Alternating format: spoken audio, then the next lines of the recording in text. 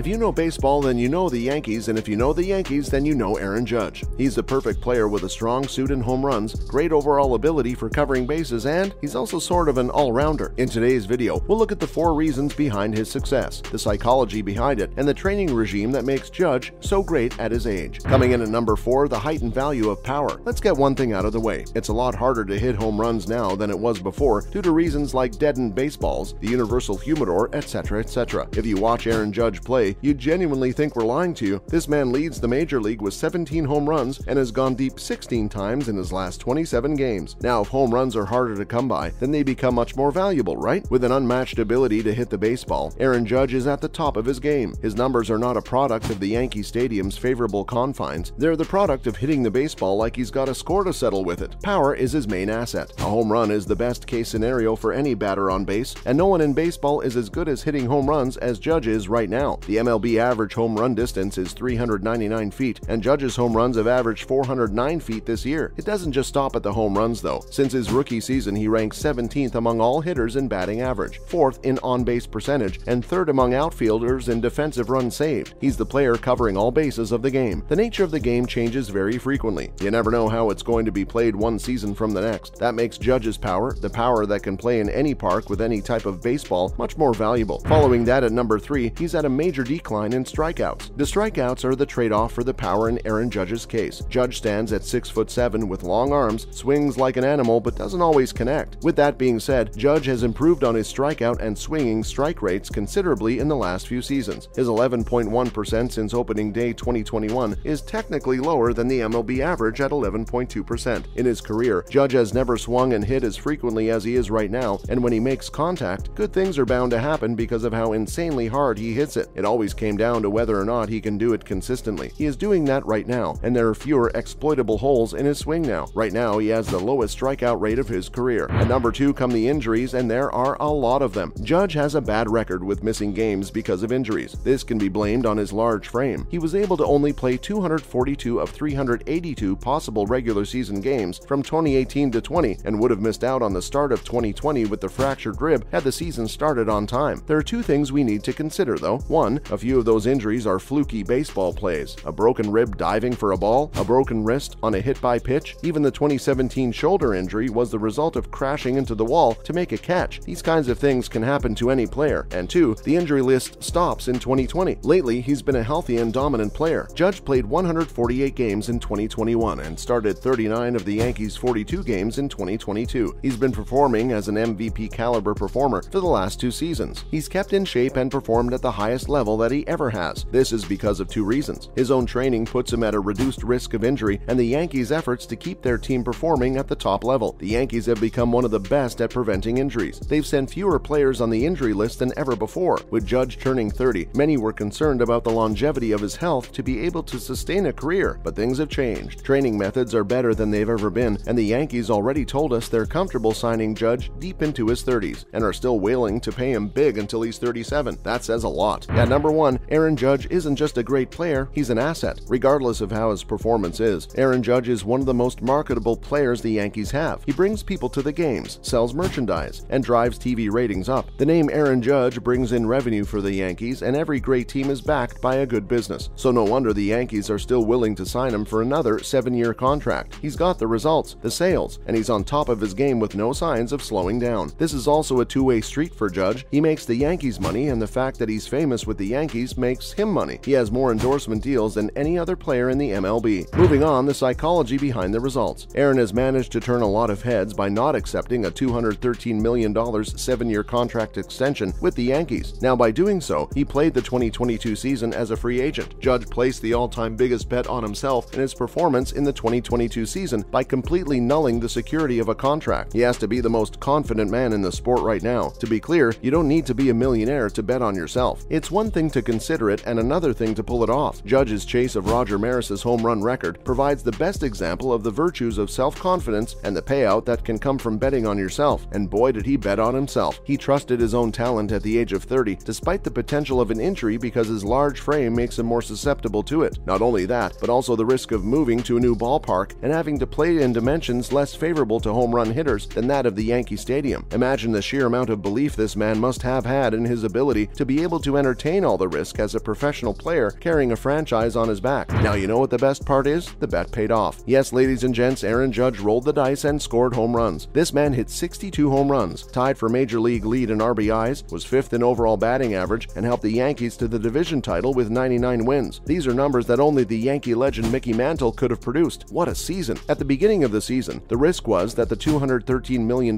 deal could disappear by October, and now at the end of the season, he's looking at the possibility of $400 million.